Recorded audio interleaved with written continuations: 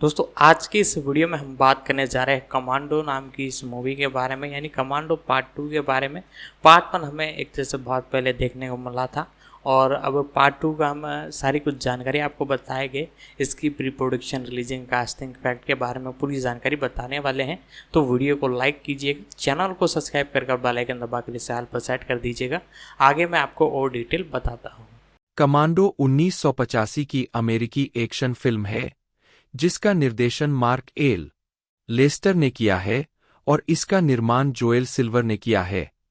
इसमें Arnold Schwarzenegger मुख्य भूमिका में है, साथ ही Rae Dawn Chong, Alyssa Milano, Vernon Wells, Bill Duke और डैन हेडिया भी है। संगीत जेम्स हॉर्नर द्वारा रचित है। कमांडो को 4 अक्टूबर 1985 को संयुक्त राज्य अमेरिका में रिलीज किया गया, जहां इसे एक्शन दृश्यों और हास्य के लिए प्रशंसा मिली। यह फिल्म बॉक्स ऑफिस पर व्यावसायिक रूप से सफल रही और इसे बेस्ट स्पेशल इफेक्ट्स के लिए सैटर्न अवार्ड के लिए नामांकित किया गया, लेकिन बैक टू द फ्यूचर से हार गई। 2 कथानक। अपस्टेट कैलिफोर्निया में जॉन मैट्रिक्स, जो संयुक्त राज्य अमेरिका की सेना के विशेष बल के पूर्व कर्नल थे, को उनके पूर्व वरिष्ठ मेजर जनरल फ्रैंकलिन किर्बी ने बताया कि अज्ञात भारे के सैनिकों ने उनकी पूर्व इकाई के सभी अन्य सदस्यों को मार दिया है। हत्यारे मैट्रिक्स के एकांत पहाड़ी घर पर हमला करते हैं और उसकी छोटी बेटी जेनी का अपहरण कर लेते हैं। उन्हें रोकने की कोशिश करते समय मैट्रिक्स को बेहोश कर दिया जाता है और भारे के सैनिकों द्वारा अपहरण कर लिया जाता है, जिसका नेतृत्व बेनेट कर रहा होता है, जो मैट्रिक्स की टीम का एक पूर्व सदस्य था जिसे अत्यधिक हिंसा के लिए बर्खास्त कर दिया गया था। बेनेट ने अपनी मौत का नाटक किया था और अब वह मैट्रिक्स से बदला लेने के लिए भारे के सैनिकों के साथ काम कर रहा है। मैट्रिक्स को उनके कमांडर एरियस के सामने ले जाया जाता है, जो एक पूर्व दक्षिण अमेरिकी तानाशाह था जिसे मैट्रिक्स ने सत्ता से हटा दिया था। जेनी की जान को खतरा होने के कारण मैट्रिक्स मांग पूरी करने के लिए सहमत हो जाता है। वेल वर्डे के लिए उड़ान भरने के बाद मैट्रिक्स अपने गार्ड हेनरिक्स को मार देता है और उड़ान भरते समय विमान से कूद जाता है, यह जानते हुए कि एरियस जेनी को मार देगा, चाहे वह काम करे या न करे। और विमान के उतरने से लगभग 11 घंटे पहले मैट्रिक्स एरियस के गुर्गे सुली का पीछा करता है। मैट्रिक्स सिंडी नामक एक ऑफ ड्यूटी फ्लाइट अटेंडेंट की सहायता लेता है, जिसे उसने सुली को परेशान करते देखा था, और उसे सुली का पीछा करते हुए शॉपिंग मॉल तक जाने का निर्देश देता है। सिंडी शुरू में मानती है कि मैट्रिक्स एक पागल आदमी है, लेकिन आगामी झड़प में सुली को मैट्रिक्स पर बंदूक तानते देखने के बाद वह उसके प्रयास में उसकी सहायता करने का फैसला करती है। एक लंबी कार का पीछा करने के बाद मैट्रिक्स सुली को पकड़ लेता है और उसे एक चट्टान से नीचे गिरा देता है, जिससे उसकी मौत हो जाती है।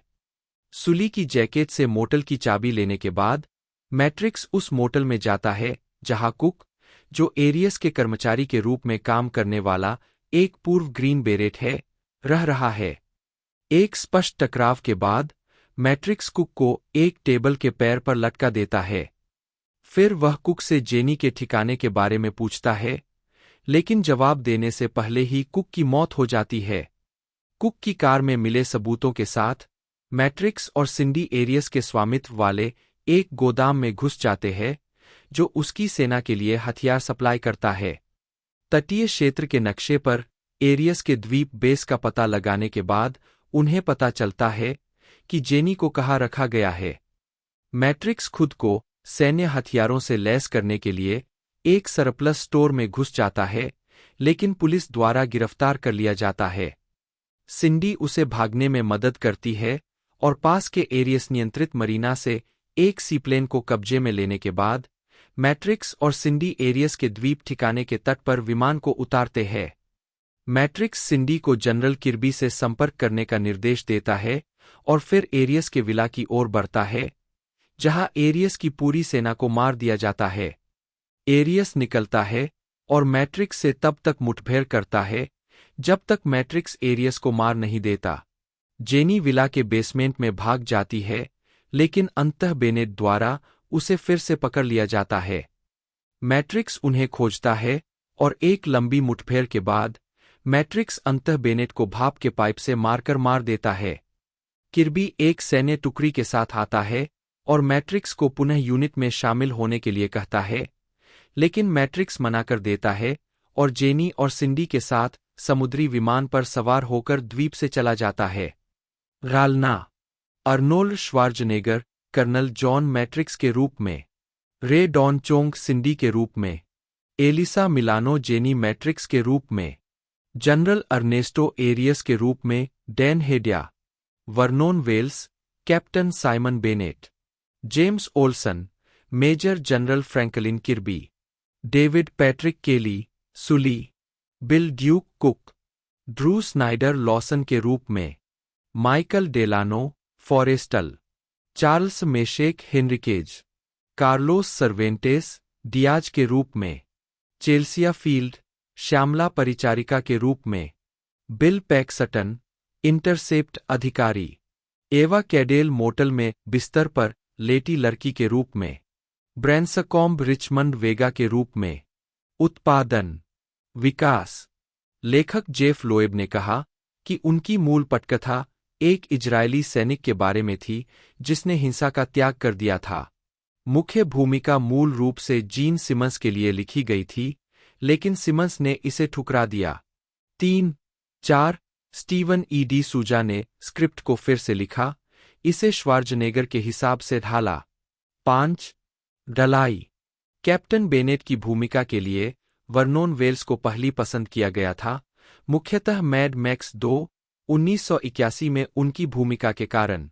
मार्क एल लेस्टर ने कहा कि वेल्स एकमात्र व्यक्ति थे जो उनके श्वार्ज़नेगर खिलाफ खेल सकते थे। उन्होंने आगे कहा कि बेनेट मैट्रिक्स से प्यार करता था, लेकिन वह उससे नफरत भी करता था। वह उसे मारना चाहता था, लेकिन वह उससे प्यार करता था। 6-47 18-48 04 फिल्माने मुख्य फोटोग्राफी 22 अप्रैल 1985 को शुरू हुई और 45 दिनों के फिल्मांकन के बाद 6 जून 1985 को समाप्त हुई। फिल्म की शूटिंग कैलिफोर्निया में लोकेशन पर की गई थी। सांता बारबरा के तट से दूर सैन निकोलस द्वीप, जहां मैट्रिक्स अपनी बेटी को बचाने के लिए उड़ान भरता है, को सैन शिमोन में प्रशांत तट पर फिल्माया गया था। जिन बैरकों पर हमला किया गया है वे वास्तव में हर्स्ट कैसल एस्टेट से संबंधित समुद्र तट की संपत्तियां हैं। लॉग केबिन के दृश्य, जहां जेनी का अपहरण किया जाता है, माउंट बाल्डी में फिल्माए गए थे। फिल्म के क्लाइमेक्स में मैट्रिक्स जिस घर पर धावा बोलता है, वह वास्तव में बेवर्ली हिल्स के बेनेडिक्ट कैनियन जिले में हेरोल्ड लॉयड एस्टेट का पूर्व मुख्य निवास था। कैलिफोर्निया के शेरमैन ओक्स में शेरमैन ओक्स गैलेरिया ने फिल्म के शॉपिंग मॉल के स्थान के रूप में काम किया और स्टोर बंद होने के बाद रात 9 बजे के बाद 6 दिनों तक इसका इस्तेमाल किया गया।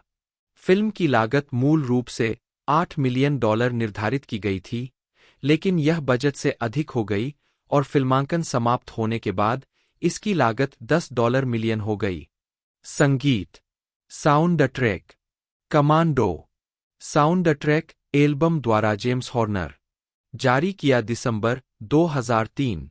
शैली साउंड ट्रैक, लंबाई 43-21, लेबल वारेसे सरबांडे, व्यावसायिक रेटिंग, समीक्षा स्कोर, स्रोत रेटिंग, पूरा संगीत जोड़ना। 2 दिसंबर 2003 को लेबल के सीडी क्लब के हिस्से के रूप में वारे सरबांडे द्वारा एक साउंड ट्रैक एल्बम जारी किया गया था और इसे 3000 प्रतियों तक सीमित किया गया था। 8 जेम्स हॉर्नर द्वारा रचित स्कोर, स्टील ड्रम के अपने प्रमुख उपयोग और हॉर्नर के 48 घंटे के साउंड ट्रैक से रूपांकनों के पुनः उपयोग के लिए उल्लेखनीय है, जिसे रेड हीट और अन्य 48 घंटे में अलग अलग डिग्री में फिर से पुनर्नवीनीकरण किया जाएगा। 9 ट्रैक लिस्टिंग, प्रस्तावना, मुख्य शीर्षक 3:58, घात और अपहरण 2:35, कैप्चर किया गया 2:14, आश्चर्य 8:19, Sully runs 4:34, moving Jenny 3:44, Matrix breaks in 3:30, घुसपैठ, तस्लीम और समापन 14:32, कमांडो साउंड ट्रैक एल्बम द्वारा जेम्स हॉर्नर, जारी किया अगस्त 2011, शैली साउंड ट्रैक, लंबाई 61:48, label Lala Land Records. Lala Land Records ने अगस्त 2011 में जेम्स हॉर्नर के स्कोर का एक सीमित संस्करण जारी किया।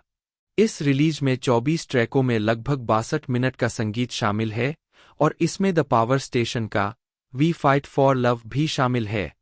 मुक्त करना। Home media. कमांडो की पहली डीवीडी 25 मई 1999 को संयुक्त राज्य अमेरिका के क्षेत्र 1 में जारी की गई थी।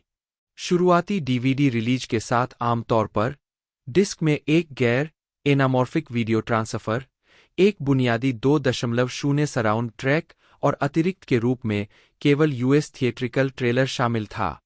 जल्द ही अन्य क्षेत्रों में डीवीडी जारी की गई, जिनमें से कुछ में एनामॉर्फिक ट्रांसफर थे, लेकिन 2001 के यूनाइटेड किंगडम क्षेत्र 2 डीवीडी को British board of film classification (BBFC) द्वारा सेंसर किया गया था, जिसमें एक हाथ को अलग करने और बेनेट के क्लोजअप के 12 सेकंड के कट थे। ये कट 1985 की मूल थिएट्रिकल रिलीज से लाए गए थे।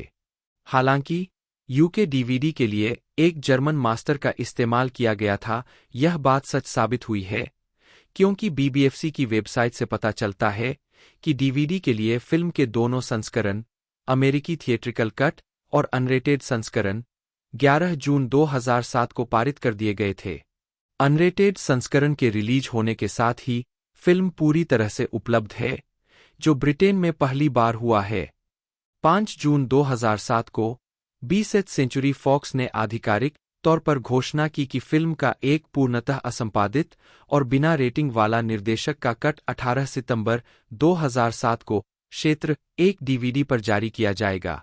सीमलेस ब्रांचिंग के माध्यम से इस डिस्क में न केवल एक अनरेटेड कट है, जिसके 95 मिनट चलने का दावा किया गया था, लेकिन यह केवल 91 मिनट का है, जिसमें 92 सेकंड का अतिरिक्त फुटेज है, बल्कि एक बोनस के रूप में इसमें मूल 90 मिनट का आर-रेटेड यूएस थिएट्रिकल संस्करण भी शामिल है। इसके अलावा डीवीडी एक विशेष संस्करण है, जिसमें निर्देशक मार्क एल. लेस्टर की एक ऑडियो कमेंट्री, केवल थिएट्रिकल कट पर, अतिरिक्त हटाए गए दृश्य, एक प्योर एक्शन फीचर, एक let off some steam feature और 150 से अधिक तस्वीरों के साथ 4 फोटो गैलरी शामिल है। अप्रैल 2008 में फिल्म का 90 मिनट का नाट्य संस्करण उपभोक्ताओं के लिए हाई डेफिनिशन ब्लूरे डिस्क प्रारूप में जारी किया गया। 5 मई 2015 को फिल्म की 30वीं वर्षगांठ के अवसर पर कमांडो के निर्देशक के कट को बेस्ट बाय एक्सक्लूसिव के रूप में एक सीमित संस्करण, संग्रहणीय मेटल पैक में ब्लूरे डिस्क पर रिलीज किया गया।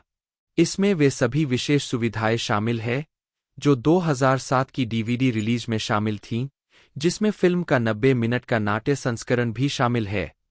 स्वागत। Box office. Commando box office पर सफल रही और इसने $9 मिलियन के बजट के मुकाबले $57.5 मिलियन से अधिक की कमाई की। यह फिल्म अक्टूबर के 4 से 6, 1985 के सप्ताहांत में संयुक्त राज्य अमेरिका में पहले स्थान पर आई और लगातार 3 सप्ताह तक शीर्ष स्थान पर रही। 10. आलोचनात्मक प्रतिक्रिया। समीक्षा एकत्रीकरण वेबसाइट रॉटन टोमाटोज ने 37 आलोचकों की समीक्षाओं के आधार पर फिल्म को 68% की रेटिंग दी है, जिसकी औसत रेटिंग 5.80/10 है। 11. वेबसाइट की आलोचनात्मक सहमति में लिखा है, अंतिम 80 के दशक की श्वार्ज़नेगर फिल्म एक थ्रेडबेयर प्लॉट, आउटसाइड एक्शन और अंतहीन वन लाइनर से भरपूर। 11. मेटाक्रिटिक पर फिल्म की रेटिंग 100 में से 51 है, जो मिश्रित या औसत समीक्षा दर्शाती है। 12. द न्यू यॉर्क टाइम्स के डीजेआर ब्रुकन ने लिखा कि इस 90 मिनट की फिल्म का 2/3 हिस्सा हास्य से रहित और मानवता से अछूता है, और सुझाव दिया कि अगर सीक्वल बनाए जाने थे तो अधिक चतुर लेखक और सूक्ष्म निर्देशक खोजने होंगे। यहाँ तक कि एक सिनेमाई कॉमिक बुक को भी इस एक से अधिक कलात्मक देखभाल की आवश्यकता होती है। 13 वैरायटी ने लिखा, जबकि यह श्वार्ज़नेगर की आखिरी हिट द टर्मिनेटर की श्रेणी में नहीं है, कमांडो वास्तव में हास्य और एक्शन के अपने निपुण मिश्रण, जिसमें अधिकांश एक्शन हास्य के साथ है और किसी भी राजनीतिक संदेश से जानबूझकर बचने के कारण रेम्बो फर्स्ट ब्लड पार्ट 2 से बेहतर है। 14 लॉस एंजल्स टाइम्स के पैट्रिक गोल्डस्टीन ने लिखा, शानदार स्टंट और गोलीबारी से भरपूर, यह एक खूनी भीड़-भाड़ वाली फिल्म है जिसे कम बजट के दिग्गज मार्क एल. लेस्टर ने चौंका देने वाली दक्षता के साथ निर्देशित किया है। अगर उनके पटकथाकारों ने लेस्टर को उनके शुरुआती दृश्यों की तरह ही धमाकेदार पंच के साथ समापन दिया होता, तो फिल्म एक शानदार आतिशबाजी के प्रदर्शन के बजाय एक असली ट्रीट हो सकती थी।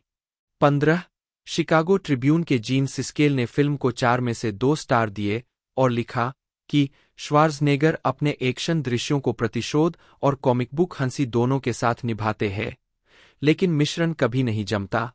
उन्होंने कहा, रैम्बो में एक्शन की तुलना में समापन युद्ध के दृश्य कमजोर है। हम केवल आधा दर्जन बैरकों को उड़ाते हुए देखते हैं, जिन्हें 4 अलग-अलग कोनों से शूट किया गया है। वाह, सभी बिखरी हुई लकड़ी को देखे। 16 द वॉशिंगटन पोस्ट के पॉल अटानासियो ने लिखा कि फिल्म मजेदार शुरुआत करती है और नीरसता में खत्म होती है। आप इस ऑस्ट्रियाई व्यक्ति को कब तक निशाना साधते हुए देख सकते हैं? 17 साक्षात्कार 1985 में कमांडो में उनकी भूमिका के बारे में जीन सिस्केल ने श्वार्ज़नेगर का साक्षात्कार लिया। साक्षात्कार के दौरान सिस्केल ने फिल्म से एक क्लिप चलाई जिसमें मैट्रिक्स द्वारा मॉल में सुली का पीछा करने के दृश्य दिखाए गए थे। एक दृश्य में मैट्रिक्स ने सुली के साथ एक पूरा टेलीफोन बूथ उठाया और उसे पलट दिया। सिस्केल ने पूछा कि टेलीफोन बूथ का वजन कितना है, जिस पर श्वार्ज़नेगर ने जवाब दिया 270 पाउंड 120 किलोग्राम, और बाद में उत्तर दिया कि बूथ में स्टंटमैन का वजन 130 पाउंड 59 किलोग्राम था। जब उनसे पूछा गया कि क्या वह 400 पाउंड 180 किलोग्राम उठा सकते हैं, तो श्वार्ज़नेगर ने जवाब दिया, हाँ जरूर, मेरा मतलब है भगवान, मैं अपनी पूरी जिंदगी उठाता रहा हूं, इसलिए यह कोई समस्या नहीं है। 18 परंपरा कमांडो ने कई अन्य एक्शन फिल्मों को प्रेरित किया, जिनमें स्ट्राइक कमांडो 1987, कमांडो स्क्वाड 1987 और व्हेन ईगल स्ट्राइक 2003 शामिल है। 19 6 48 50 लेस्टर ने यह भी कहा, एक नई किताब आई है जो बाल अफ्रीकी लड़ाकों और उन्हें हथियार कैसे मिलते हैं इस बारे में है, और इसमें एक खंड है कि कैसे वे बच्चों को कमांडो का अंत दिखाते हैं ताकि वे उत्साहित हो सकें। मैंने सोचा, वाह, यह परेशान करने वाला है। मुझे लगता है कि हम यह नहीं समझते कि हमारी फिल्मों का लोगों पर क्या प्रभाव पड़ता है। 20 अगली कड़ी की योजना 1987 में सीक्वल की योजना बनाई गई थी और एक स्क्रिप्ट लिखी गई थी जिसमें श्वार्ज़नेगर, चोंग और मिलानो शामिल थे, लेकिन श्वार्ज़नेगर ने मना कर दिया। मूल पटकथा लेखक डी सूजा ने एक अफवाह को खारिज कर दिया है कि जब यह परियोजना आगे नहीं बढ़ी तो इस स्क्रिप्ट को डाई हार्ड स्क्रिप्ट में बदल दिया गया। 21 22 23 2010 में फॉक्स ने डेविड आयर के निर्देशन में रीमेक की घोषणा की, लेकिन इससे कुछ नहीं हुआ। 2021 में कमांडो रिट्रीब्यूशन नामक सीक्वल की अफवाह उड़ी, जिसमें श्वार्ज़नेगर और चोंग दोनों वापस लौटेंगे। 24 25 अन्य मीडिया डायमंड टॉयमेकर्स ने 1986 में जीआई जो ए रियल अमेरिकन हीरो की सफलता को भुनाने के प्रयास में एक्शन फिगर की एक श्रृंखला जारी की। मैट्रिक्स अब एक विशिष्ट विशेष बल इकाई का नेतृत्व करता है, जिसने मूल फिल्म से उसकी पुरानी मृत इकाई की जगह ली थी, जिसे सी-टीम कहा जाता है, जो स्पेक्स, ब्लास्टर और चॉपर से बनी है, जो साइको, जो बेनेट के चरित्र पर आधारित है, के नेतृत्व में फियर की ताकतों के खिलाफ है, और जिसमें लीड हेड, स्टॉकर और सॉबोन्स शामिल है। 4 इंच फिगर का एक वर्गीकरण था जिसमें उपरोक्त सभी शामिल थे। 8 इंच फिगर की एक श्रृंखला जिसमें मैट्रिक्स, स्पेक्स, ब्लास्टर, साइको, लीडहेड और स्टॉकर शामिल थे। चॉपर और सॉबोन्स अनुपस्थित है। अंत में एक 16 इंच जॉन मैट्रिक्स था जो एक पिस्तौल, एक M16 और एक ग्रेनेड के साथ आया था। Mark L. लेस्टर, जन्म 26 नवंबर 1946, एक अमेरिकी फिल्म निर्देशक, पटकथा लेखक और निर्माता है। एक उन्हें पंथ फिल्मों के एक विपुल निर्देशक के रूप में जाना जाता है, जिसमें disco musical roller boogie 1979, vigilante thriller film class of 1984, 1982, Stephen King अनुकूलन firestarter 1984, Arnold Schwarzenegger action film commando 1985, action comedy armed and dangerous 1986, जिसमें जॉन कैंडी, यूजीन लेवी और मेग रयान, और दोस्त film showdown in little Tokyo शामिल है, जिसमें Dolph लुंडग्रेन और Brandon ली ने अभिनय किया है।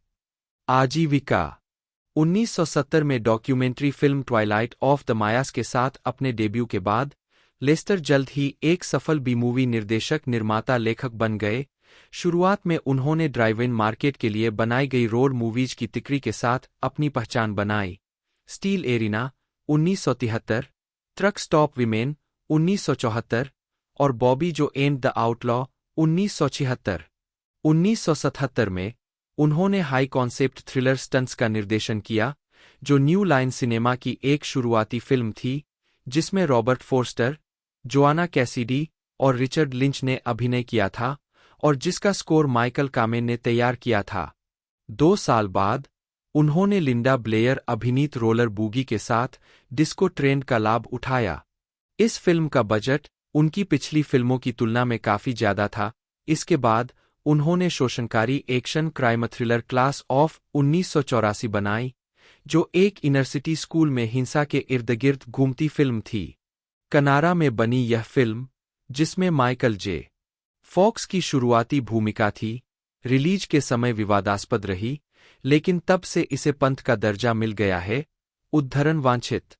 लेस्टर ने 1984 में स्टीफन किंग के रूपांतरण फायरस्टार्टर के साथ मुख्यधारा में प्रवेश किया और अगले वर्ष कमांडो के साथ उनकी सबसे बड़ी हिट रही, जोएल सिल्वर द्वारा निर्मित, अर्नोल्ड श्वार्ज़नेगर की एक बड़े बजट की एक्शन फिल्म थी जिसने दुनिया भर में $57 मिलियन से अधिक की कमाई की। 1986 में उन्होंने जॉन कैंडी, यूजीन लेवी और मेग रयान अभिनीत अपनी पहली कॉमेडी आर्म्ड एंड डेंजरस का निर्देशन और निर्माण किया। 1986 में उन्होंने अपनी मूल प्रोडक्शन कंपनी मार्क एल की जगह ओरिजिनल पिक्चर्स का गठन किया। लेस्टर पिक्चर्स, जिसे उन्होंने पहले 1970 के दशक के अंत में स्थापित किया था और $66 मिलियन के बजट के साथ सार्वजनिक डोमेन के काम से स्रोत वाली 5 फिल्मों की योजना बनाई थी। 1987 में उन्होंने मार्क लेस्टर फिल्म्स के माध्यम से अपस्टार्ट फिल्म निर्माण कंपनी डेविस एंटरटेनमेंट के साथ 5-10 मिलियन की एक्शन फिल्मों के निर्माण के लिए हस्ताक्षर किए थे, जिसका निर्माण डेविस ने किया, लेस्टर ने निर्देशन किया और 2 स्वतंत्र स्टूडियो द्वारा स्वतंत्र रूप से वित्त पोषित किया गया और प्रत्येक चित्र का 70% पूर्व बिक्री उपयोग के लिए प्राप्त किया जा सकता था। 1990 में उन्होंने क्लास ऑफ 1999 का निर्देशन किया, जो क्लास ऑफ 1984 का अर्ध सीक्वल था, जिसमें मैल्कम मैकडोवेल, पाम ग्रियर और स्टेसी कीच ने अभिनय किया था। 1991 में उन्होंने डॉल्फ लुंडग्रेन और ब्रैंडन ली अभिनीत cult classic showdown in little Tokyo का निर्देशन किया। लेस्टर ने अमेरिकन वर्ल्ड पिक्चर्स की भी स्थापना की, जो एक स्वतंत्र उत्पादन और वितरण कंपनी है। अन्य फिल्मों में थ्रिलर हिटमैन रन 1999 और ब्लोबैक 2000 और टीवी मूवी पेट्रोडेक्टाइल 2005 शामिल है, जो साई-फाई चैनल के लिए बनाई गई थी। 2012 में उन्होंने टाइटन ग्लोबल एंटरटेनमेंट नामक एक नई वितरण कंपनी बनाई। जनवरी 2013 में अपनी आखिरी फिल्म का निर्देशन करने के लगभग 10 साल बाद लेस्टर ने बेलीज में फिल्म पोसिडॉन रेक्स का निर्देशन किया। जब बेल्जियन कोस्ट गार्ड कलाकारों को सेट पर ले जा रहा था, तब मुख्य अभिनेता कोरिन नेमेक एक नौका दुर्घटना के दौरान गंभीर रूप से घायल हो गए थे, जिसके कारण कुछ समय के लिए उत्पादन बाधित हुआ था। 4 बाद में नेमेक की जगह चार्म्ड के सहकलाकार ब्रायन क्रॉस ने ले ली। 5 व्यक्तिगत जीवन। लेस्टर ने डाना डुबोव्स्की से शादी की, जिनसे उनके 2 बच्चे हुए, जेसन और जस्टिन। 2010 में इस जोड़े का तलाक हो गया। लेस्टर की एक बेटी भी है, जिसका नाम जेनेसा जेम्स है, जो एक संगीतकार और गायिका-गीतकार है। स्टीवन ई डी सूजा, जन्म 17 नवंबर 1947, एक अमेरिकी पटकथा लेखक, फिल्म और टेलीविजन के निर्माता और निर्देशक है। उन्हें 1980 और 90 के दशक की कई हाई प्रोफाइल एक्शन फिल्में लिखने के लिए जाना जाता है, जिनमें उल्लेखनीय है 48 hours, commando, the running man, die hard और इसका पहला sequel, Hudson hawk, knock off और जज ड्रेड। 2 प्रारंभिक जीवन। डी सूजा का जन्म फिलाडेल्फिया, पेंसिल्वेनिया में 1948 में हुआ था। वे जमैका के पिता एच. वाल्टन हेनरिक्स डी सूजा 3 और एवलिन नी ग्रीन के बेटे थे। उनके पिता एक रियल एस्टेट कंपनी के मालिक थे। 4-5 उन्होंने पेंसिल्वेनिया स्टेट यूनिवर्सिटी में पढ़ाई की, जहां वे विज्ञान कथा लेखक फिलिप क्लास, जिन्हें उनके छद्म नाम विलियम टेन से बेहतर जाना जाता है, के छात्र थे। 6 आजीविका।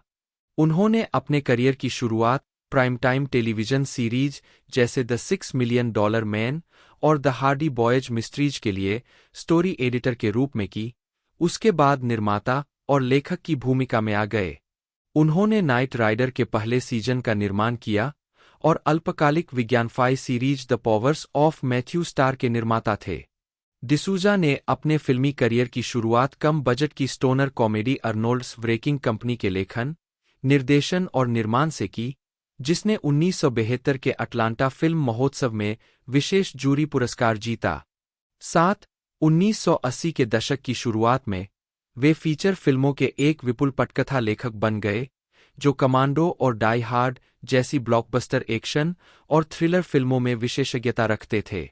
उन्होंने उस दौर की कुछ सबसे सफल फिल्में लिखीं, जिनमें 48 Hours, The running Man, 8 The Flintstones और डाई हार्ड 2 शामिल है। 9 कमांडो और डाई हार्ड 2 के लिए डिसूजा ने काल्पनिक लैटिन अमेरिकी देश वेल वर्डे का निर्माण किया। 10 उन्हें एडगर एलन पो पुरस्कार के लिए 2 बार नामांकित किया गया है। यह पुरस्कार रहस्य लेखन में उत्कृष्टता के लिए मीडिया के किसी भी हिस्से को दिया जाता है। पहली बार 1984 में 48 घंटे के लिए और फिर 1989 में डाई हार्ड के लिए। डी सूजा ने हडसन हॉक के लिए सबसे खराब पटकथा के लिए 1991 का रेजी पुरस्कार भी जीता। उन्होंने अपने बेटे द्वारा फ्रेंचाइजी से परिचित कराए जाने के बाद 1994 के वीडियो गेम रूपांतरण स्ट्रीट फाइटर को लिखा और निर्देशित किया। 11 हालांकि फिल्म को नकारात्मक आलोचनात्मक प्रतिक्रिया मिली और यह एक इच्छित फ्रेंचाइजी को जन्म देने में विफल रही, यह तब से कुछ हलकों में एक पंथ क्लासिक बन गई है। 2000 में उन्हें लेखन में लाइफटाइम अचीवमेंट के लिए नॉर्मन लियर पुरस्कार से सम्मानित किया गया। 2004 में उन्हें डॉ. बर्ट पुरस्कार मिला, जो जमैका मूल के लोगों को कला में उपलब्धि के लिए दिया जाता है। 12 D'Souza feature length documentary dreams on spec में दिखाई दिए, जिसमें 3 महत्वाकांक्षी पटकथा लेखकों की प्रोफाइल थी और James L. Brooks, Nora Ephron, Carrie Fisher और उनके जैसे कई प्रतिष्ठित लेखकों की टिप्पणियां शामिल थीं। उनकी वेब सीरीज अननोन सेंडर 2009 के वेबी अवार्ड्स में सर्वश्रेष्ठ लेखन, 13 सर्वश्रेष्ठ नाटकीय श्रृंखला, 14 और सर्वश्रेष्ठ व्यक्तिगत प्रदर्शन के लिए ट्रिपल ऑनरेरी बनी। 15 2011 में उन्होंने फॉक्स नेटवर्क के एनिमेटेड पायलट स्पाइबुर्बिया के लिए फैमिली गाय के निर्देशक पीट मिशेल्स के साथ मिलकर काम किया। 16 डी सूजा ने the New York times, the Los Angeles times और प्रीमियर, एम्पायर मैगजीन, बज और फेड इन के लिए भी लिखा है। 28 जून 2010 को मार्वल एंटरटेनमेंट ने टेलीविजन में अपने विस्तार के हिस्से के रूप में लोएब को नवनिर्मित मार्वल टेलीविजन के कार्यकारी उपाध्यक्ष, टेलीविजन प्रमुख के पद पर नियुक्त किया, जिसमें लोएब प्रकाशक डैन बकले के साथ मिलकर मार्वल के पात्रों की सूची के आधार पर लाइव एक्शन और एनिमेटेड दोनों शो बनाएंगे। 5-6 मार्वल टेलीविजन के प्रमुख के रूप में अपने कार्यकाल के दौरान उन्होंने मार्वल सिनेमैटिक यूनिवर्स के भीतर लाइव एक्शन शो का निर्माण किया, जैसे agents of SHIELD, agent Carter और इनह्यूमन्स, नेटफ्लिक्स पर शो जैसे daredevil, Jessica Jones, iron fist, the punisher, Luke Cage और मिनी सीरीज द डिफेंडर्स, साथ ही युवा वयस्क शो जैसे रनवेज और क्लोक। अक्टूबर 2019 में मार्वल स्टूडियोज के अध्यक्ष केविन फीगे को मार्वल एंटरटेनमेंट के मुख्य क्रिएटिव अधिकारी के रूप में पदोन्नत किया गया, जिसमें मार्वल टेलीविजन भी शामिल है, जिसके कारण लोएब को लगभग एक दशक बाद कंपनी छोड़ने के लिए मजबूर होना पड़ा। हालांकि फीगे की पदोन्नति से पहले ही लोएब अपने प्रस्थान की योजना बना रहे थे। 25-26 कॉमिक्स कैरियर। लोएब को पात्रों के आंतरिक विचारों को प्रकट करने के लिए मोनोलॉग के रूप में वर्णन बॉक्स के व्यापक उपयोग के लिए जाना जाता है। हालांकि उनके द्वारा लिखे गए चरित्र इंटरैक्शन संवाद के संदर्भ में विरल है।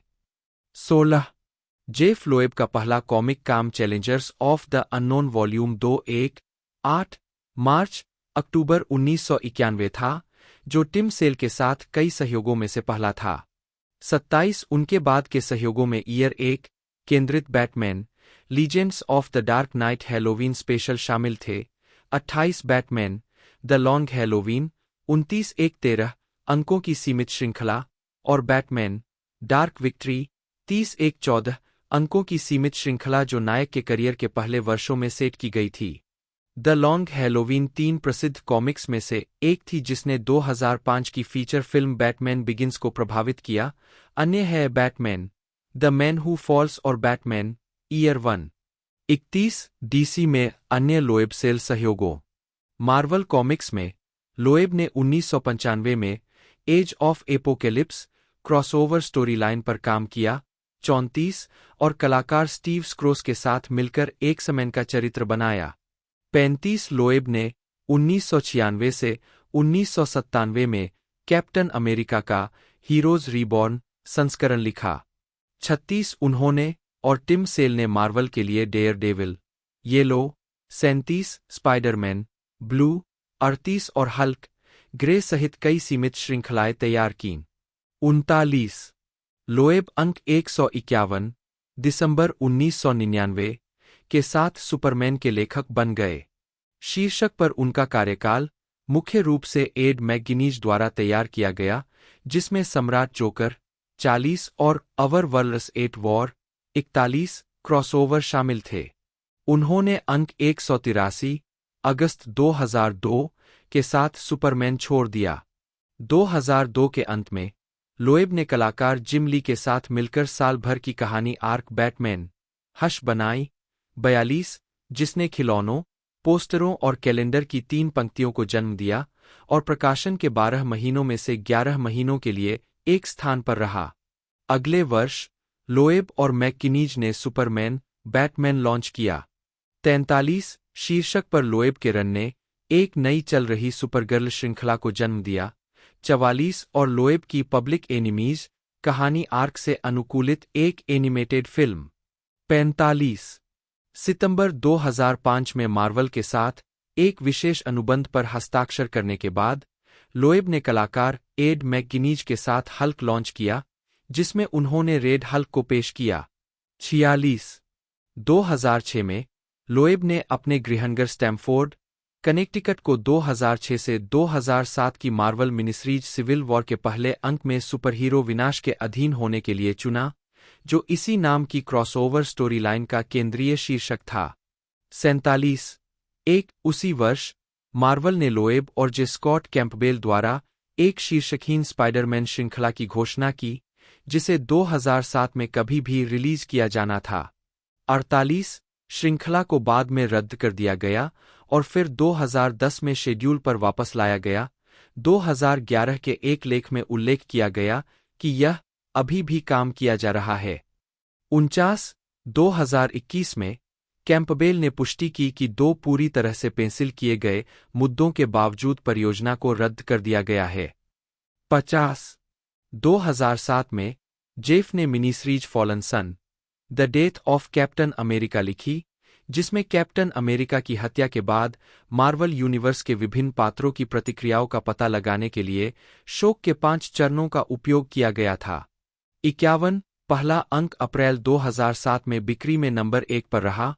52 और 5वां और अंतिम अंक 4 जुलाई 2007 को प्रकाशित हुआ, जिसका शीर्षक था फ्यूनरल फॉर कैप्टन अमेरिका, जिसे एसोसिएटेड प्रेस और द वाशिंगटन पोस्ट ने कवर किया था। 53 लोएब ने अल्टीमेट मार्वल यूनिवर्स के लिए 2 मिनी सीरीज लिखीं। 2007 में द अल्टीमेट्स 3 पर उनके काम को कलाकार जो मादुरेरा के साथ आलोचकों द्वारा शॉक वैल्यू के लिए उल्लंघनकारी यौन और हिंसक सामग्री के उपयोग के लिए आलोचना की गई थी, बिना पहले 2 संस्करणों की राजनीतिक प्रासंगिकता या महाकाव्य गति के। 2008 में लोएब ने कलाकार डेविड फिंच के साथ अल्टीमेट यूनिवर्स में समीक्षकों द्वारा निंदित 5 अंक वाली मिनी सीरीज अल्टीमेटम के लिए वापसी की। 2015 के वल्चर रेट्रोस्पेक्टिव में कॉमिक्स इतिहास की सबसे बड़ी रचनात्मक आपदाओं में से एक के रूप में वर्णित अल्टीमेटम के अनावश्यक हत्या के दृश्यों ने पूरे अल्टीमेट यूनिवर्स में बिक्री को स्थायी रूप से नुकसान पहुंचाया और लंबे समय में इसे रद्द करने की नौबत आ गई। सिर्फ 5 अंकों के दौरान 34 अलग-अलग नायकों और खलनायकों की हत्या की गई, अक्सर भयानक तरीकों से। डॉक्टर स्ट्रेंज को तब तक दबाया गया जब तक उसका सिर फट नहीं गया। मैग्नेटो का सिर धड़ से अलग कर दिया गया। ब्लॉब ने ततैया को खा लिया और उसकी आधी खाई हुई लाश को पकड़े हुए डकारते हुए कहा, इसका स्वाद चिकन जैसा है, और इसी तरह। समीक्षा site let's be friends again ने अल्टीमेटम को एक घटिया और अपमानजनक कॉमिक बुक बताया। आलोचक जेसन केरॉक ने लिखा, अल्टीमेटम 5 संभवतः इतिहास में लिखी गई सबसे खराब कृति हो सकती है। 54 कैप्टन अमेरिका व्हाइट सीमित श्रृंखला की घोषणा 2008 में की गई थी, लेकिन केवल 0 अंक ही प्रकाशित हुआ था। लंबे समय से विलंबित इस परियोजना को अंततः सितंबर 2015 में छपने के लिए निर्धारित किया गया था। 55 लोएब अपने लेखन studio the empath magic tree house को जोफ जॉन्स और एलन हेनबर्ग के साथ साझा करते हैं। जोसेफ जेफ लोएब 3/LOB एक अमेरिकी फिल्म और टेलीविजन लेखक, निर्माता और कॉमिक बुक लेखक है। लोएब टीवी सीरीज स्मॉलविले और लॉस्ट के निर्माता लेखक थे, कमांडो और टीन वुल्फ फिल्मों के लेखक थे, और 2006 में अपने प्रीमियर से नवंबर 2008 तक एनबीसी टीवी शो हीरोज के लेखक और सहकार्यकारी निर्माता थे। 2010 से 2019 तक लोएब मार्वल टेलीविजन के प्रमुख और कार्यकारी उपाध्यक्ष थे। 5-6 4 बार आइजनर पुरस्कार विजेता और 5 बार विजार्ड फैन पुरस्कार विजेता। लोएब की कॉमिक बुक का काम, जो न्यूयॉर्क टाइम्स बेस्ट सेलर सूची में दिखाई दिया है, में Spider-Man, Batman, Superman, Hulk, captain America, cable, iron man, Daredevil, Supergirl, Avengers और बफी द वैम्पायर स्लेयर सहित कई प्रमुख पात्रों पर काम शामिल है, जिनमें से अधिकांश का निर्माण उन्होंने कलाकार टिम सेल के सहयोग से किया है। प्रारंभिक जीवन जेफ लोएब का पालन पोषण कनेक्टिकट के स्टैमफोर्ड में एक यहूदी परिवार में हुआ था। 7-8 उन्होंने 1970 के मध्य में कॉमिक पुस्तकें एकत्र करना शुरू किया। 9 उनके सौतेले पिता ब्रैंडिस विश्वविद्यालय में उपाध्यक्ष थे, जहां जेफ की मुलाकात उनके एक गुरु और कॉमिक बुक लेखन में सबसे बड़े प्रभावों में से एक, लेखक इलियट मैगिन से हुई। 10-11 जेफ ने कोलंबिया विश्वविद्यालय में भाग लिया। 12-13 जहां वह जीटा बीटा ताऊ बिरादरी के सदस्य थे।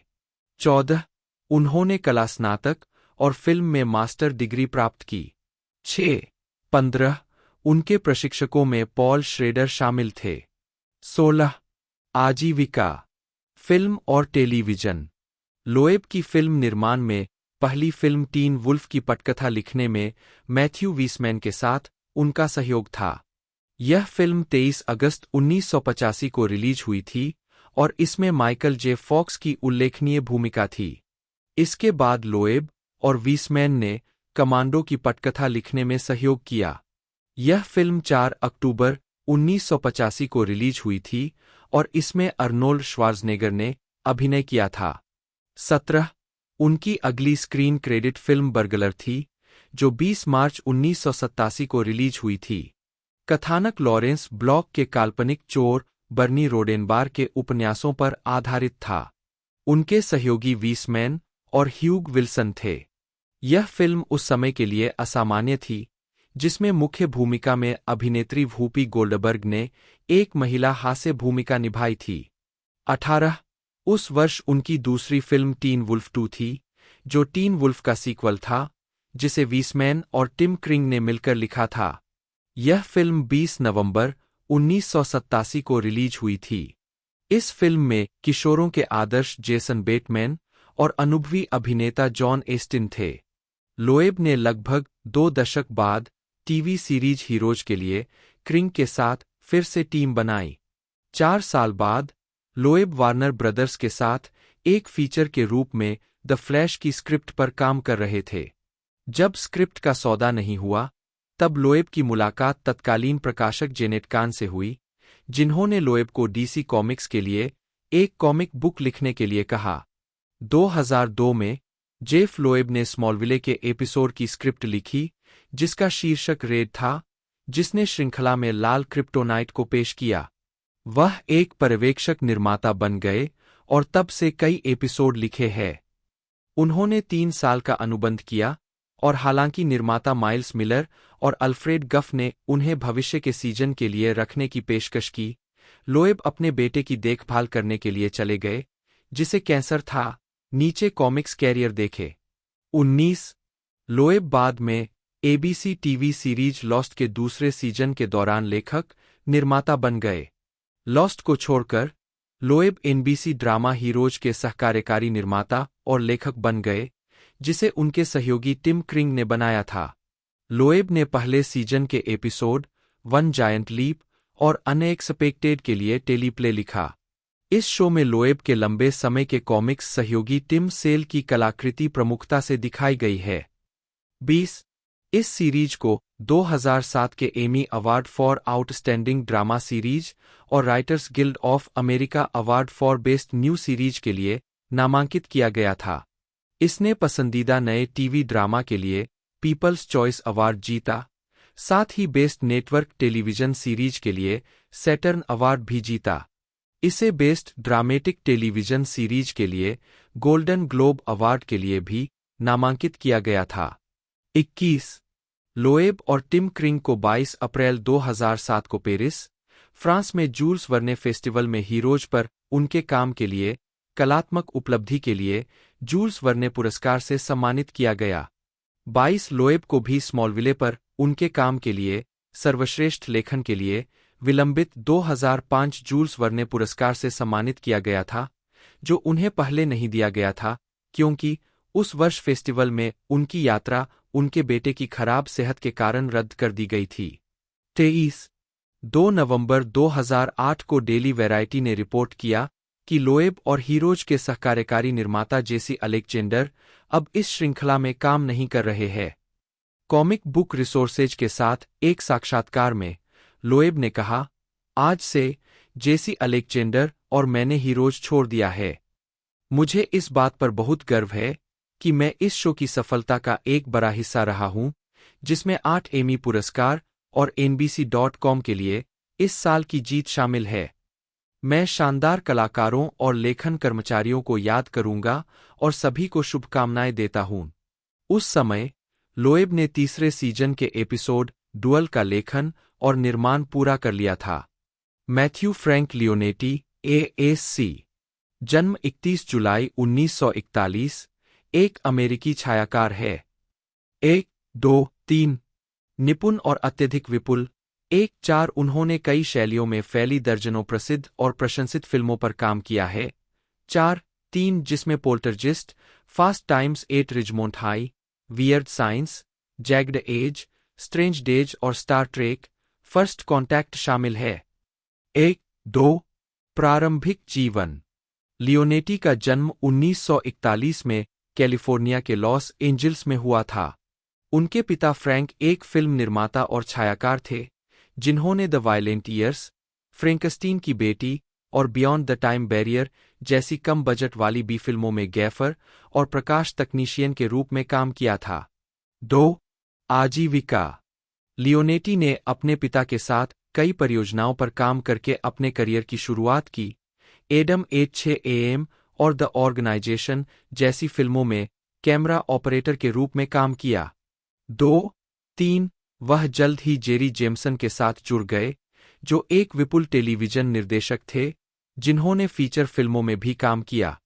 5-3 सिनेमैटोग्राफर के रूप में उनकी पहली फिल्म द बैड पीपल थी, जो जेमसन द्वारा निर्देशित एक हॉरर बी फिल्म थी और जिसमें स्टीवर्ट मॉस और माइकल पटकी ने अभिनय किया था, जिस पर उन्होंने एक कार्यकारी निर्माता के रूप में भी काम किया था।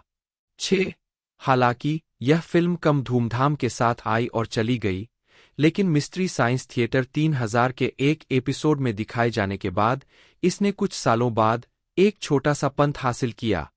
7 लियोनेटी ने 1970 के दशक का अधिकांश समय जेमसन द्वारा निर्देशित टेलीविजन फिल्मों की शूटिंग में बिताया। 3 1979 में लियोनेटी ने पीटर येट्स द्वारा निर्देशित एकेडमी अवार्ड विजेता ब्रेकिंग अवे के रूप में अपनी पहली बड़े बजट की नाटकीय फिल्म की शूटिंग की। 3 साल बाद उन्होंने एकेडमी पुरस्कार नामांकित पोल्टरजिस्ट की शूटिंग की। 9 जहां वे फिल्म की कई प्रतिष्ठित छवियों के निर्माण के लिए जिम्मेदार थे। 10 यह उनके लिए बड़ा ब्रेक साबित हुआ और बाद के वर्षों में वे जल्दी ही फिल्म उद्योग में सबसे अधिक विपुल और कुशल डीपी में से एक बन गए। उन्होंने Fast Times 8 Ridgemont High, Weird Science, Commando 11 और जैग्ड एज जैसी फिल्मों की शूटिंग की। 12 1987 में उन्होंने निर्देशक वाल्टर हिल के साथ एक सहयोग शुरू किया, जो 1990 के दशक में कई फिल्मों के दौरान जारी रहेगा। पंथ विज्ञान कथा नोयर स्ट्रेंज डेज 13 पर उनके काम ने उन्हें शिकागो फिल्म क्रिटिक्स एसोसिएशन से सर्वश्रेष्ठ सिनेमेटोग्राफी के लिए नामांकन दिलाया। उन्होंने स्टार ट्रेक फिल्म फ्रेंचाइजी में 2 प्रविष्टियां शूट की और अपने भाई जॉन आर लियोनेटी के निर्देशन में बनी पहली फिल्म मॉर्टल कॉम्बैट एनिहिलेशन में डीपी के रूप में काम किया। 14 2000 के दशक की शुरुआत में लियोनेटी ने कई ब्लॉकबस्टर थ्रिलर और एक्शन फिल्में शूट कीं, जिसमें Along Came a Spider, 2 Fast 2 Furious, Rush Hour 2 और द बटरफ्लाई इफेक्ट शामिल है। उन्होंने 2004 में डॉन ऑफ द डेड की रीमेक बनाई, जो निर्देशक जैक स्नाइडर की पहली फीचर फिल्म थी। 15 2006 से उन्होंने ज्यादातर कॉमेडी फिल्मों पर काम किया है, जिनमें से कई का निर्देशन फेरेली ब्रदर्स ने किया है। 2015 में उन्हें अमेरिकन सोसाइटी ऑफ सिनेमेटोग्राफर्स से विशेष सम्मान पुरस्कार, राष्ट्रपति पुरस्कार मिला। व्यक्तिगत जीवन। लोएब के बेटे सैम की मृत्यु 17 जून 2005 को 17 वर्ष की आयु में हड्डी के कैंसर से 3 साल की लड़ाई के बाद हो गई। जून 2006 में सैम की एक कहानी सुपरमैन बैटमैन 26 में प्रकाशित हुई थी, जो उनकी मृत्यु से पहले लगभग पूरी हो गई थी। उनके पिता ने 25 अन्य लेखकों और कलाकारों की मदद से काम पूरा किया, जो सभी सैम के दोस्त थे, जिनमें जोफ जॉन्स, जॉन कैसडे, एड मैकगिनीज, जो मादुरेरा, रॉब लिफेल्ड और जोस हेडन शामिल थे। इस अंक में सैम को समर्पित सैम की कहानी नामक एक कहानी भी शामिल थी, जिसमें सैम नाम का एक लड़का क्लार्क केंट के लिए प्रेरणा का काम करता है, जो बाद में सुपरमैन बन जाता है। 58 नस्लीय विवाद।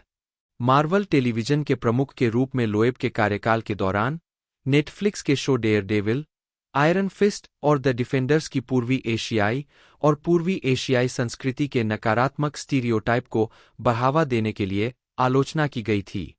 59, 60, 61 आयरन फिस्ट की कास्टिंग को लेकर विवाद के बाद लोएब ने श्वेत अभिनेता फिन जोन्स की कास्टिंग का बचाव किया, इस बात पर जोर देते हुए कि डैनी रैंड की बाहरी व्यक्ति के रूप में स्थिति शो का एक महत्वपूर्ण विषय थी। 62 सैन डिएगो कॉमिक कॉन 2018 में आयरन फिस्ट के दूसरे सीजन का प्रचार करते समय लोएब आयरन फिस्ट अभिनेत्री जेसिका हेनविक के साथ एक कॉमिक बिट के हिस्से के रूप में कराटे गी और हेडबैंड पहने हुए मंच पर दिखाई दिए, जिन्होंने उन्हें पोशाक उतारने के लिए मजबूर किया। इस स्टंट की सांस्कृतिक रूप से असंवेदनशील होने के कारण कड़ी आलोचना की गई। 63, 64, 65 जुलाई 2020 में कॉमिक हाइसन कॉन एट होम के लिए सेव डेविलकॉन पैनल के दौरान जापानी मूल के एक कनाडाई अभिनेता पीटर शिंकोरा, जिन्होंने डेयरडेविल में आवर्ती खलनायक नोबू योशिओका की भूमिका निभाई थी, ने सुझाव दिया कि लोएब ने शो के लेखकों को नोबू और साथ ही आवर्ती खलनायक मैडम गाओ को बाहर करने वाली प्रस्तावित कहानियों को छोड़ने के लिए मजबूर किया। शिंकोरा ने लोएब पर लेखकों को यह समझाने का आरोप लगाया कि 3 पिछली मार्वल फिल्में थीं, ब्लेड नामक एक त्रयी जो बनाई गई थी जहां वेस्ली स्नेप्स ने प्रत्येक फिल्म में 200 एशियाई लोगों को मार दिया था। किसी को कोई परवाह नहीं है, इसलिए नोबू और गाओ के बारे में मत लिखो। 66, 67, 68 शिंकोरा ने यह भी दावा किया कि उन्हें और गाओ की अभिनेत्री वाई चिंग हो को डेयरडेविल सहकलाकार टॉमी वॉकर ने कहा कि डेयरडेविल और डिफेंडर्स के शोरनर डग पेट्री ने पहले मार्वल टेलीविजन के लिए आयरन फिस्ट के बहुजातीय एशियाई अमेरिकी संस्करण का प्रस्ताव रखा था, लेकिन लोएब ने इसे अस्वीकार कर दिया था। स्वागत, पुरस्कार और नामांकन। आइजन पुरस्कार 1998 सर्वश्रेष्ठ सीमित श्रृंखला बैटमैन द लॉन्ग हैलोवीन 71, 1999 सर्वश्रेष्ठ पुनर्मुद्रण graphic album Batman the long Halloween 72, 2002 best reprint graphic album for Batman dark victory 73, 2007 सर्वश्रेष्ठ सिंगल इश्यू या one shot Batman the spirit 74। Eigen नामांकन 1999 सुपरमैन फॉर ऑल सीजन्स के लिए सर्वश्रेष्ठ लेखक, 1999 सर्वश्रेष्ठ सीमित श्रृंखला Superman for all seasons 72, wizard fan awards 1997 Batman the long Halloween के लिए पसंदीदा वन शॉट या mini series, 1998 Superman for all seasons के लिए पसंदीदा वन शॉट या मिनी सीरीज, 2003 बैटमैन के लिए पसंदीदा चालू श्रृंखला, 2003 कॉमिक्स का वर्ष का सबसे महान क्षण क्लेफेस का बैटमैन 617 में जेसन टोर के रूप में लौटना, 2003 पसंदीदा सहायक पात्र 2003 कैटवूमन बैटमैन में 75। आलोचनात्मक प्रतिक्रिया। लोएब की कई किताबें जैसे Batman the long Halloween, Superman for all seasons और मार्वल कलर किताबें Daredevil, yellow, Spiderman, blue, Hulk, grey ने आलोचनात्मक प्रशंसा प्राप्त की है। 76 और उन्हें अन्य मीडिया में रूपांतरित किया गया है। 31, 45 हल्क 1, जिसमें लोएब ने रेड हल्क को पेश किया, जनवरी 2008 की एक बिकने वाली कॉमिक बुक थी। 77 इसके बाद के अंक अच्छी तरह से बिके। 78, 79, 80 लेकिन मिश्रित से लेकर नकारात्मक समीक्षाएं मिलीं। 81, 82, 83, 84 श्रृंखला के अंक 7, 9 किंग साइज हल्क 1 के साथ एक trade paperback volume Hulk red and green में एकत्र किए गए थे, जिसने मई 2009 में New York times graphic books best seller सूची में जगह बनाई, जैसा कि buffy the vampire slayer season 8 volume 4 ने किया था, जिस पर लोएब ने सहयोग किया था। 85 लोएब की द अल्टीमेट्स 3 के पहले अंक ने बिक्री में नंबर 1 पर रैंकिंग के श्रृंखला के इतिहास को जारी रखा। 86 हालांकि श्रृंखला को अपने पूर्ववर्तियों की तुलना में आलोचनात्मक रूप से बहुत कम सराहा गया। 87, 88, 89, 90, 91 अल्टीमेटम के पहले अंक ने नवंबर 2008 में बिक्री में नंबर 1 स्थान प्राप्त किया। 92 वीकली कॉमिक बुक रिव्यू में एंड्रयूसी मर्फी ने डेविड फिंच की कला की प्रशंसा करते हुए इसे B+ दिया, जबकि बेन बर्गर ने इसे C दिया, यह कहते हुए कि इसमें बहुत अधिक प्रदर्शन था, लेकिन फिंच की कला की प्रशंसा की। 88 हालांकि श्रृंखला के बाकी हिस्सों को अधिक नकारात्मक समीक्षा मिली। 93 IGN के जेसी शेडीन ने श्रृंखला के अंतिम अंक की तीखी समीक्षा करते हुए कहा, अल्टीमेटम सबसे खराब कॉमिक्स में से एक है जिसे मैंने कभी पढ़ा है, और इसे अंतिम दुःस्वप्न कहा।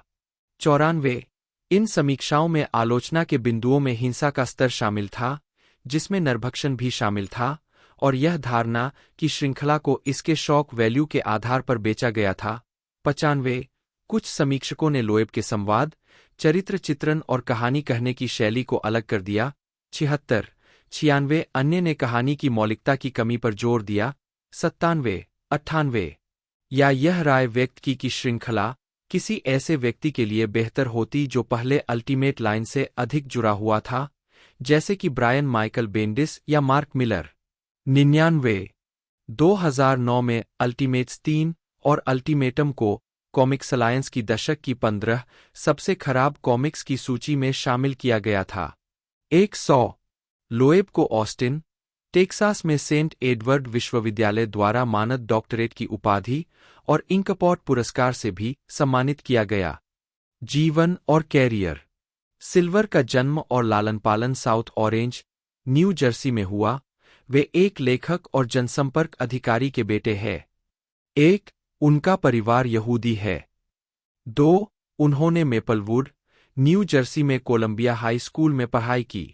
वहां अपने समय के दौरान सिल्वर, बजी हेलरिंग और जॉनी हाइंस ने अल्टीमेट फ्रिस्बी नामक नियम बनाए।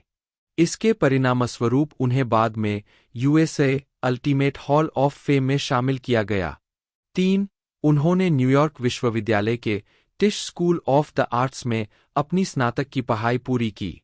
सिल्वर ने लॉरेंस गॉर्डन प्रोडक्शंस से अपना करियर शुरू किया, जहां वे अंततः कंपनी के मोशन पिक्चर्स के अध्यक्ष बन गए। उन्होंने द वॉरियर्स पर एसोसिएट प्रोड्यूसर के रूप में अपना पहला स्क्रीन क्रेडिट अर्जित किया और गॉर्डन के साथ मिलकर 48 घंटे, स्ट्रीट्स ऑफ फायर और ब्रूस्टर मिलियंस का निर्माण किया। 1985 में उन्होंने सिल्वर पिक्चर्स का गठन किया और commando 1985, lethal weapon franchise, die hard series की पहली 2 फिल्मों के साथ साथ प्रीडेटर सीरीज की पहली 2 फिल्मों और एक्शन फिल्मों की मैट्रिक्स फ्रेंचाइज जैसी सफल एक्शन फिल्मों का निर्माण किया। Silver, who framed Roger rabbit की शुरुआत में animated short film something's cooking के निर्देशक राउल जे. राउल के रूप में स्क्रीन पर दिखाई देते हैं। राउल टून रोजर रैबिट पर अपना आपा खो देते हैं, क्योंकि जब एक रेफ्रिजरेटर उनके सिर पर गिरता है तो उन्हें चिड़िया दिखाई देती है और स्क्रिप्ट में बताए अनुसार वे स्टार नहीं होते हैं। यह एक शरारत थी जो स्टीवन स्पीलबर्ग और रॉबर्ट जेमेकिस ने तत्कालीन डिज्नी के सीईओ माइकल आइजनर के साथ की थी, क्योंकि 1980 के दशक की शुरुआत में पैरामाउंट पिक्चर्स में अपने दिनों से ही आइजनर और सिल्वर एक दूसरे से नफरत करते थे, खासकर 48 आवर्स बनाने के दौरान उनके सामने आई समस्याओं को लेकर। सिल्वर ने अपनी दाढ़ी कटवा ली, अपने खर्चे का भुगतान किया और शुरुआती कलाकारों की सूची में अपना नाम न रखने के लिए कहा। सिल्वर ने स्प्लिट पर्सनालिटी 1992 का निर्देशन किया, जो HBO horror anthology tales from the crypt का एक एपिसोड है।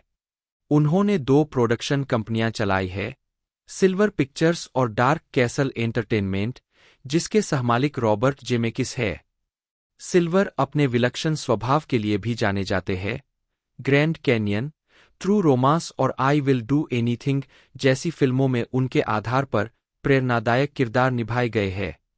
4 ट्रॉपिक थंडर फिल्म में लेस ग्रॉसमैन, टॉम क्रूज द्वारा अभिनीत का किरदार सिल्वर की पैरोडी है। 5 अभिनेता रिक मोरानिस ने ACTV पर the Larry Siegel talk show में सिल्वर की पैरोडी की। 6 उन्होंने 2001 की फिल्म ओस्मोसिस जोन्स में एक गैरक्रेडिट भूमिका में पुलिस प्रमुख की आवाज भी दी। 7 24 जून 2019 को सिल्वर पिक्चर्स के CEO हैल सेडॉफ ने घोषणा की कि सिल्वर ने कंपनी से इस्तीफा दे दिया है।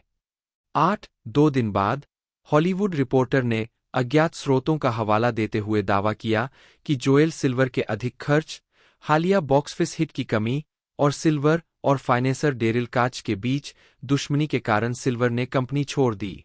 9 काच समूह, सिल्वर पिक्चर्स या खुद जोएल सिल्वर की ओर से अभी तक कोई आधिकारिक कारण नहीं बताया गया है। 30 नवंबर 2023 को सिल्वर को अमेजन स्टूडियो द्वारा प्ले डर्टी के निर्माता के पद से हटा दिया गया। 12 फ्रैंक लॉयड राइट के घर और ऑटोमोबाइल। सिल्वर को आर्किटेक्ट फ्रैंक लॉयड राइट के प्रशंसक के रूप में जाना जाता है।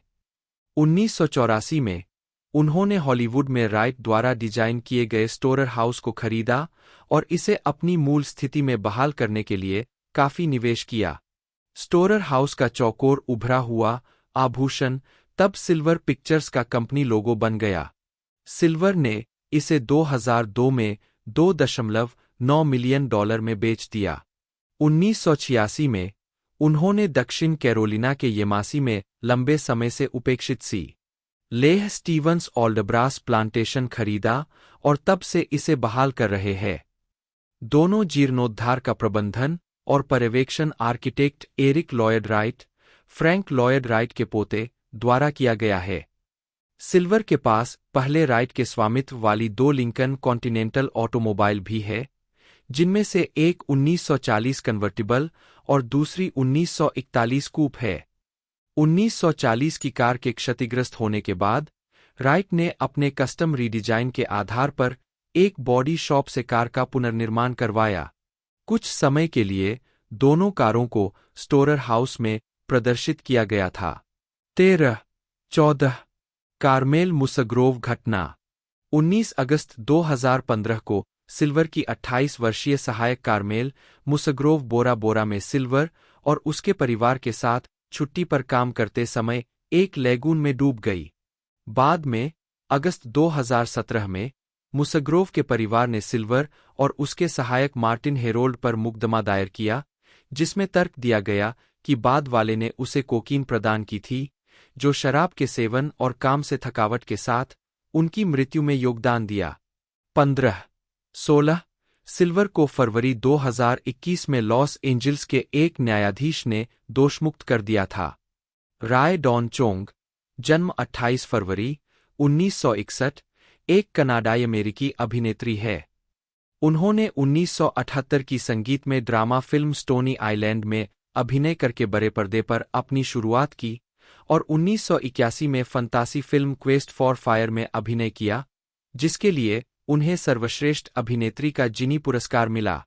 चोंग ने बाद में beat street 1984, American flyers 1985, the colour purple 1985, commando 1985, soul man 1986, the principal 1987, tales from the dark side 1990, time runner 1993 और बुलेवार्ड 1994 जैसी फिल्मों में अभिनय किया।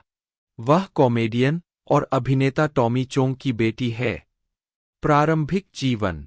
चोंग का जन्म 28 फरवरी 1961 को एडमॉन्टन, अल्बर्टा, कनाडा में हुआ था। वे अभिनेता हास्य अभिनेता टॉमी चोंग की पहली बेटी थीं। उनके पिता चीनी और स्कॉट्स आयरिश वंश के हैं और उनकी मां मैक्सिन स्नेड ब्लैक कैनेडियन वंश की थीं। 4 उनकी छोटी बहन रॉबी चोंग एक मॉडल और अभिनेत्री है। उनके 3 छोटे सौतेले भाई, एक गोद लिया हुआ और उनके पिता की दूसरी पत्नी की एक सौतेली बहन है। रे डॉन के अलावा उनकी 2 बहनें और उनके दत्तक भाई मार्कस चोंग ने अभिनय करियर को आगे बढ़ाया है। 28 मार्च 1946, 25 मई 2023 एक अमेरिकी फिल्म और टेलीविजन संपादक थे, जो 56वें अकादमी पुरस्कार के दौरान फिल्म द राइट स्टफ के लिए सर्वश्रेष्ठ फिल्म संपादन के लिए अकादमी पुरस्कार जीतने वाले 5 फिल्म संपादकों में से एक थे। उन्होंने अपनी जीत Lisa Fruchtman, Tom Rolf, Stephen A. Rotter और डगलस स्टीवर्ट के साथ साझा की। 25 मई 2023 को 77 वर्ष की आयु में ब्रेन ट्यूमर की जटिलताओं से उनकी मृत्यु हो गई। 3 चयनित filmography.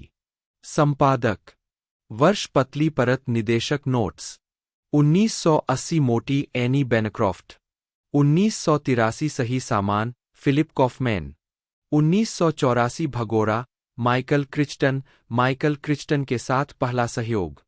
1985 commando mark L, Lester. 1986 आपस में कुछ भी आम नहीं गैरी मार्शल। 1987 असली मर्द डेनिस फेल्डमैन। 1988 सर्प और इंद्रधनुष वेस क्रेवेन। 1989 भौतिक साक्ष्य माइकल क्रिस्टन के साथ दूसरा सहयोग। ओल ग्रिंगो लुइस पुएंजो। 1991 चूर हो वोल्फगैंग पीटरसन। कैरियर के अवसर ब्रायन गॉर्डन। 1992 बगैर समर्थन फ्रांसिस वेबर। 2004 धूल का कारखाना एरिक स्मॉल। 2006 अकीला और मधुमक्खी डॉग एचिसन। संपादकीय विभाग। वर्ष पतली परत निदेशक भूमिका नोट्स। 1973 जीत का मामला कीथ मेरिल सहायक संपादक। 1974 हैरी और टोंटो पॉल मजसकी के साथ पहला सहयोग। 1975 डब्ल्यू और डिक्सी डांसकिंग्स जॉन जी एविल्डसन सहायक फिल्म संपादक। 1976 अगला पड़ाव ग्रीनविच विलेज पॉल मजसकी सहायक संपादक पॉल मजसकी के साथ दूसरा सहयोग। 1993 तापमान टॉम हॉलैंड अतिरिक्त संपादक। 1999 ब्रोकडाउन पैलेस जोनाथन काप्लान। 2017 बोके जेफरी ऑर्थवेन एंड्रयू सुलिवान। संपादन सलाहकार जॉन एफ लिंक जूनियर, जिन्हें जॉन एफ लिंक 2 या केवल जॉन एफ लिंक के नाम से भी जाना जाता है, एक अमेरिकी फिल्म और टेलीविजन संपादक है। उन्हें डाई हार्ड पर उनके संपादन कार्य के लिए सबसे अधिक जाना जाता है, जिसके लिए उन्हें अकादमी पुरस्कार के लिए नामांकित किया गया था। 1-2 जीवन और कैरियर। उनके पिता जॉन एफ लिंक सीनियर एक फिल्म संपादक भी थे और उन्हें एकेडमी पुरस्कार के लिए भी नामांकित किया गया था 1943 की film for whom the bell tolls के लिए। लिंक फिल्म के कई सहायक संपादकों में से एक थे। 3 उसी वर्ष वह documentary footprints on the moon के एकमात्र संपादक थे। 4 फिल्म और डॉक्यूमेंट्री दोनों में जॉन एफ लिंक जूनियर के रूप में उनका श्रेय है, जिससे श्रेय देना आसान हो जाता है। उनका अगला प्रोजेक्ट 1971 में एक और डॉक्यूमेंट्री से गुडबाय था, जिसे सर्वश्रेष्ठ डॉक्यूमेंट्री फीचर के लिए एकेडमी पुरस्कार के लिए नामांकित किया गया था। 5 1970 के दशक में उन्होंने टेलीविजन और फिल्म दोनों में काम किया। इस अवधि के दौरान उनके द्वारा संपादित उल्लेखनीय फिल्मों में शामिल है the king of Marvin garden 1972, 7 race with the devil 1975, जिसमें पीटर फोंडा और वॉरेन ओट्स ने अभिनय किया।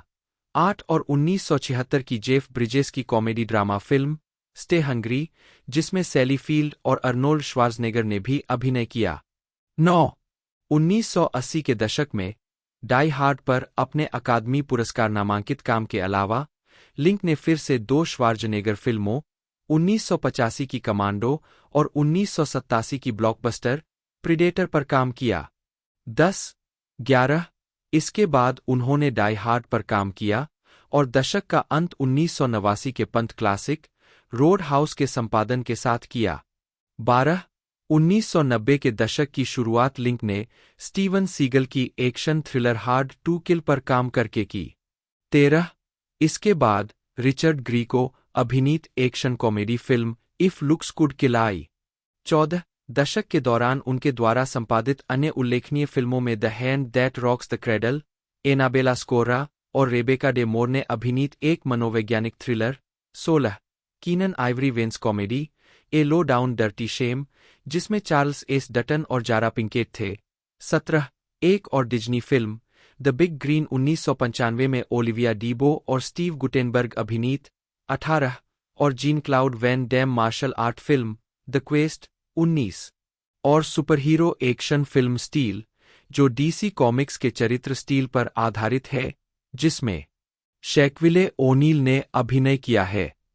20 आखिरी फिल्म जिसके लिए उन्हें एक संपादक के रूप में श्रेय मिला, वह 1999 की स्लेशर फिल्म चेरी फॉल्स थी, जिसे जेफरी राइट ने निर्देशित किया था और जिसमें ब्रिटनी मर्फी, जे मोहर और माइकल बियन ने अभिनय किया था।